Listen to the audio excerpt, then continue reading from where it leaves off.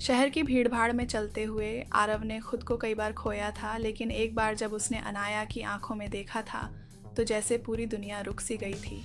वो लम्हा जब पहली बार उनकी नज़रें टकराई थीं, किसी पुराने गीत की मीठी तान जैसा था, धीमा, दिल को छू जाने वाला। अनाया एक सीधी-सादी लड़की थी जो लाइब्रेरी में काम करती थी। उसकी बातों में सुकून था और मुस्कान में जादू। आरव एक लेखक था जो अक्सर अपनी कहानियों के लिए नए किरदार ढूंढता था, पर जब उसने अनाया को देखा, उसे लगा कि वो खुद एक अधूरी कहानी है और अनाया उसका आखिरी पन्ना हो सकती है। कई हफ्ते गुजर गए। आरव रोज़ लाइब्रेरी आता, किताबों से ज़्यादा अनाया को पढ़ने के लिए। वो उसकी हर बात, हर आदत और हर मुस्कान को अपनी डायरी में दर्ज करता गया। अनाया भी अब उसे पहचानने लगी थी। वो दोनों छोटी छोटी बातों में हंसते, किताबों पर बहस करते और चुपचाप एक दूसरे को महसूस करते। एक दिन बारिश में भीगते हुए आरव ने अनाया से कहा, मोहब्बत के बाद मोहब्बत करना तो मुमकिन है, लेकिन किसी को टूट कर चाहना वो जिंदगी में एक बार ही होता है, और वो एक बार तुम हो। वक़्त बीता, दोनों का रिश्ता गहराने लगा, पर मोहब्बत की राह कभी सीधी नहीं होती।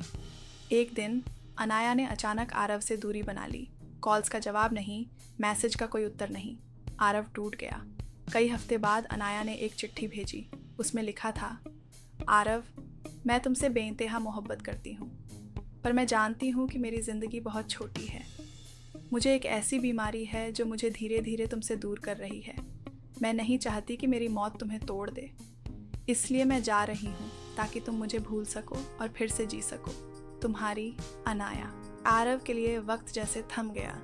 उसने दुनिया से खुद को काट लिया। वो अब सिर्फ कहानियाँ लिखता, लेकिन हर कहानी का एक ही नाम होता, अनाया। सालों बाद एक किताब एक बार की मोहब्बत के नाम से बेस्ट सेलर बनी।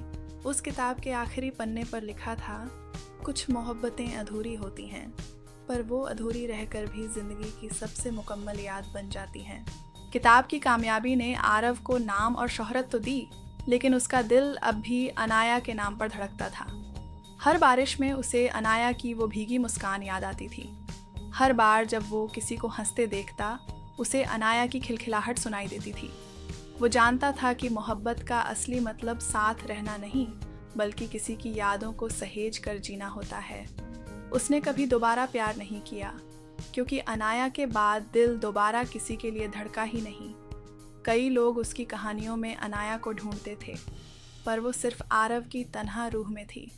कभी कभी वो आसमान की ओर देखता और मुस्कुरा देता, जैसे वो जानता हो कि अनाया वहीं कहीं है। उसकी हर कहानी में, हर किरदार में और हर अल्फाज में अनाया जिंदा थी। मोहब्बत अधूरी रहकर भी मुकम्मल हो सकती है, ये उसने दुनिया को दिखा दिया था।